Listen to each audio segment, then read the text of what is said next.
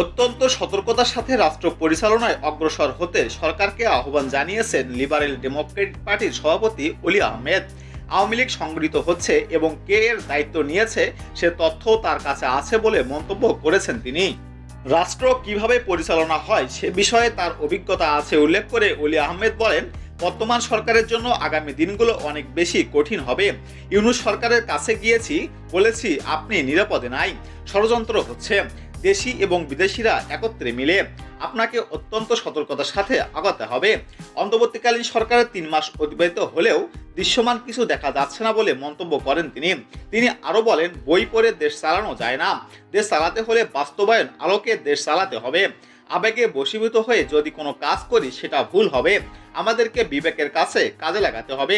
এখনো সময় আছে, আমাদেরকে হুঁশিয়ার হতে হবে। কিছু রাজনৈতিক দল আওয়ামী লীগের প্রতি এখনো দুর্বল এবং পুলিশ ও প্রশাসনে স্বৈরাচারের দোষর রয়েছে বলে উল্লেখ করেন অলি আহমেদ।